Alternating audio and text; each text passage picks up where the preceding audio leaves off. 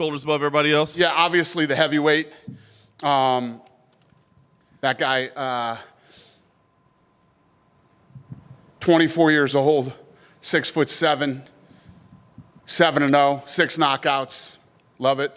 And then obviously Elijah Smith, very impressed with him too. I just realized you said you're rushing because you have a flight to catch. So there's probably not a departure time, like you're okay. No, there's not, but there's customs that you have to catch customs right or you are fucked. All right. Any thoughts of 2 contracts in the main event? That was a hell of a fight. Did you have any thoughts at all? I know that's not something you do very often, but was it? No, listen, I felt like Elijah came out dead serious in the first round. Aaron was kind of playing around and taking it lightly. You saw in the second round he was not. He found out Elijah came here to fight, and then when Aaron dug in, it turned into a fight once he got serious. And what was great is this kid took this fight on 3 weeks' notice, ended up in a dog fight with a tough, badass dude, and dug deep and pulled. In the third round, when he was like trying to go for the feet, I said, "It's done. It's over." Elijah just broke and quit, and he stood up and just started going to war. And I said, "All right, Elijah, I apologize. I counted you out too quick." And he dug deep, and those two were both just dropping bombs. I mean, I was already standing up clapping with 10 seconds left of the fight. It was a great fight, much respect for both guys, and yeah, it was a fun one. A UFC veteran's son in the UFC. I mean, give me your thoughts on that. I mean, does it make you feel old? I'm old, yeah, exactly. That means I'm old, yeah, but very cool. Very cool to see that come around, yeah. I want to ask you about UFC Africa. You know, obviously an African standout tonight. I mean, kid looks incredibly good. But where do you stand on an event over there, a PI over there, and just the future of the sport with athletes over there? I've been saying this. I said, wait till we build I said it to the guys at the table tonight. Wait till we build a PI in Africa, and some of these guys start coming in from at a young age and learning everything. It's going to be. It's like. Just like Mexico. Wait until 5, 6, 7 years, Mexico, same thing's going to happen. And who knows with Africa? It could be even crazier. How far are we away on that? I know you want to do next year. You want to take Drickus there. Just open Mexico, yeah. These things aren't cheap. They're very expensive. They're very expensive. They take time. And, it's a massive reinvestment in the sport. Nice. We have 3 of them now, 3 PIs. They're fucking expensive, so... I don't know. Worth the expense, though? Huh? Worth the expense? Like an investment? I mean... Yeah, well, you have to do it. I mean, you have to reinvest in the sport, or we're boxing in 10 years. I want to ask you about Ahmad. You said you were going to pass, but Sean Shelby wanted him. So does he need to send a thank you note to Sean Shelby, like he was done if Sean didn't ask for him? Yeah, I wasn't going to take him, but I always, I ask the boys, what do you guys think? I give them my opinion. This is what I think, and then Sean wanted him, so... Yeah, 100% Sean Shelby. So he owes Sean for that one. So if he fails, it's Sean's fault. What's that? If he fails, it's Sean's fault. No, if he fails, that failing is up to him. Whether he succeeds or fails is up to him. But yeah, Sean wanted him. So hey, listen, I come in here one night. I don't know anything about these guys. I see who they are and what they got in one night, and I decide whether I want them or not. Sean Shelby and Mick Maynard know everything about these guys, and Sean wanted them. So there you go. Nice. I know you're in a rush, but I did want to ask you, outside of tonight, we're a few days removed now from the Sphere, the show that you built up. I mean, we talked about it on Saturday night, but in retrospect, a few days removed, soaking it all in, what are your thoughts on what unfolded on Saturday? Well, I don't think that we've ever done an event, even 300. I mean, name the event. We've never done an event where days after, I mean, my phone is still blowing up from people hitting me about the experience. We flew to LA yesterday for meetings, and, there and back in Vegas at the airport, people were, it's just, I don't know if I've ever been a part of an event where so many days after, people are still sending me texts and pictures. And when I run into people that are Mexican, they go crazy. And I don't know if you saw the post that I posted, but that was sent to Craig Borsari. It's awesome. I mean, that text is awesome. Yeah. I know that the MGM deal is in place. It was a one-off, but given all that, given that excitement, given the what's happening, do you feel like that is a future venue for the UFC? Like it's not one and done? I'm already looking at going to Mexico next year. I want to go to Guadalajara next year for Noche. Nice. They're building a new arena there. It'll be done in 25, and I'll go there. I'm not even thinking about doing Vegas now for Noche. After the way that whole thing went down, just left a bad taste in my mouth. We'll do Mexico. We'll go to Texas. We'll go to Arizona. We'll go to different places now for Noche. Vegas can have the boxing matches. Dana, you said about that whole thing with the MGM Arena guy. Did you ever hear his reaction to the Sphere show and everything like that? I don't give a fuck what he thinks about the show. No. Why would I give a shit what he thinks? I just wondered if he maybe saw what you guys could produce and regretted letting you guys go there. Give a shit. Okay. Into the heavyweight fight, Arthur Lopez came out swinging. He was obviously a massive underdog. Do you think that's how people should fight if they're such a heavy underdog against such a bigger opponent? Oh, listen, I got up and walked back and said to him, much respect. Listen, that guy should drop down to 205. And, Mick said, anybody drops out of anything, I would love to have that guy in. Let me tell you what that guy's not going to do. Bum anybody out next time he fights. That guy's a dog. I loved it. On Saturday, we announced John Jones, Stipe Miocic is officially happening. John then was seen ringside saying that this is probably the last one. I'm sure there could be negotiations involved, but have you spoke to him about maybe his future after this event? Why speak to him after this event? You got to figure out what's going to happen in this fight. Yeah. See how this fight plays out, and then we'll go from there. Is Tom Aspinall officially the backup for that fight? Yes. Okay. Tom Aspinall is next in line for anything that happens after this fight. Dana, I just have a quick question. Don Davis spoke today about the Francis fight that they're planning, and he says that he spent more on the production of that fight than you spent at the Sphere. And I'm just curious if you think that's possible. Don Davis, PFL, says he spent more than the Sphere. I didn't even know who he was till you said it. So what did he say? He spent more? He says he's spending more on the production of the Francis fight than you guys spent on the Sphere production. Sounds like a good idea. Anyway.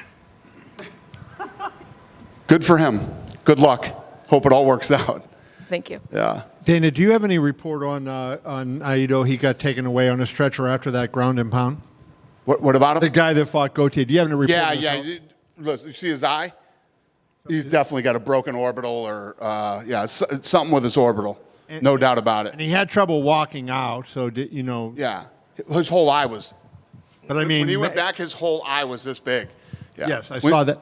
But mentally, I mean, broken brain, orbital. Broken orbital. Okay. Sure, he was dizzy. Can't see out of one eye. Yeah. Okay. Broken orbitals are fucking painful. Just a couple quick ones from me. O'Malley announces today he's having hip surgery. And I don't understand how these guys fight with, he has a torn labrum, and then 2 days later they're having surgery. I mean, isn't there a process in place? That's a pretty significant injury. You can't, fight at your best performance if you have a torn labrum, right? I agree. So how do you prevent that from happening where they're supposed to disclose to the commission and they don't do that? You can't. You know what I mean? If these guys come in and they have something and we don't know, I mean, how would the doctors check for a torn labrum? You know what I mean? You can't. Yeah, knowing what you know now, does that explain the performance, or do you think Merab was just so good in that fight that he was going to win the fight on that given night anyways? Literally everybody reached out to me that night and said, Sean O'Malley didn't look like himself. He didn't look explosive. He didn't look, all the same stuff we were all saying that night. Right. And then lastly, not to take anything from Rob, but correct. I mean, everybody felt that way. Last question. I mean, can you just give a little more detail on this arena that you talked about? Is it the one that the people from the LA are talking about down off Las Vegas Boulevard, where they're talking about an NBA arena, or is this another project? Oh, the arena? Yeah, no, it's a different one. It's a different. And where would that be in this resort area they're talking, or somewhere? Yeah, it's in Vegas. Yeah. And down on the strip, area, that type of thing. Okay. Yes. Is there need for that type of thing here? Now you would have 4 or 5 arenas all within a couple mile span of each other. I agree. I mean, they're popping up like crazy here. But listen, there's tons of sports coming to this town now. Between UFC, boxing, baseball, basketball, hockey, football, and God knows what else. Did I say soccer? Soccer. It's all coming here now. How long is your deal? And then you left got with MGM? concerts. I mean, nonstop concerts, and there's always something to do here. It's always going to need an arena. How long is the exclusive with MGM left? I don't know off the top of my head. Do you know, Craig? You know what the exclusive with MGM is that we have? How much time we have left on that contract? Yeah, we don't know. Okay, great. Thanks. Dana, over here. Speaking of the main event, Aaron, obviously, like you said, he looked like he was out in that first round, and then he started to come back and kind of made it a dogfight. Just looking at that fight, he might beat guys that are already on this UFC roster. Is he a guy that you might bring back to the Contender Series and just give him another shot? Yeah, I would never say no. I mean, he in the first round, a lot of showboating and goofing around and was getting picked apart, and then came back dead serious in the second round and turned it into an absolute war. But yeah, I mean, most of these guys, if they keep winning and doing their thing, they find their way back here. I think the only thing with him is he's 31 years old. You know what I mean? So looking back at the Sphere again, you didn't have an answer post fight, but did you anyone find all the Easter eggs? Yeah, we had 28 people who found the Easter eggs. So they go into a pool, and the winner has already been determined. Legal has it right now, so legal's dealing with it. Was it a random drawing? Yeah, it's a random drawing. Yeah, and there's all this. Can't be related to anybody. You can't fucking. If you ever said hi to somebody at the UFC, you're out. Fucking, you know. So it's. Is that more people than you thought would find them all? Yes. What do you think, Craig? It was Craig's. It's good you're in here. It was Craig's baby, actually. The whole Easter egg thing. I think it helped that all the fights went the distance. It definitely did. Time to check it out, but if there were a couple one-rounders in there, I thought it was going to be hard. Sure. Especially World 2. The first two were insane. Yeah. The first two were like. 2 was really hard. 2 was insane. His wife found Actually, John Morgan's wife. My wife found the second one. I was like, "You're fucking genius!" Like I never would have seen that. Yeah, but If in round 1, if you would have found it, that would have been insane. And the first fight, like nobody saw that one going the distance. Like who would have ever thought that? You know? Yeah. Just a couple more. Did you see that video of Jake Paul saying he was banned from all UFC events and then put the costume on? Yeah. Listen, if Oscar De La Hoya was there, okay, let's put it that way. Nobody's banned from the UFC. Listen, that kid knows how to market and do his thing, and you know, all that good shit. But yeah, no, Jake Paul's welcome to come to UFC. He just can't bring that you know. Then just one last one for me, just because a couple of Brazilian colleagues asked me to ask you. This past year, excluding the pandemic, is the first year you haven't been back to Sao Paulo since 2012. So I guess what are your plans for Brazil in 2025 moving forward? Off the top of my head right here, right now, I don't know. But obviously, you know, Brazil is very important to us. And we're actually working on a big deal right now down in Brazil that hopefully we'll announce here pretty soon. So Brazil's very important market to us. What kind of deal? Like a TV deal or what? I'll let you know when we get closer. I don't want to throw any shit out there. You don't want to throw anything out there when nothing's done. Dana, just one last one on the Sphere. You know, obviously the screen was incredible. I thought the costume design was one of the most impressive things I've seen in quite a while. If you do take the show on the road, obviously there's not going to be a Sphere, but will the costume design be something that you try to work into the element if you do take the show on the road? Well, the costume design was literally, I mean, as authentic as you could possibly get, and they were all real clothes, and you know, they were done by one of the best designers in Hollywood that does that stuff. So, you know, probably not. No, I mean, our Octagon girls don't wear that stuff, and that, you know, this was a one night only. I told you guys, this was a one of one. This was a one of one. If you went and you got to experience it, we did pull off translating it onto television, but it's definitely not like being there. If you were there, it was, I mean, I was involved in this thing from fucking the inception till it went off that night, right?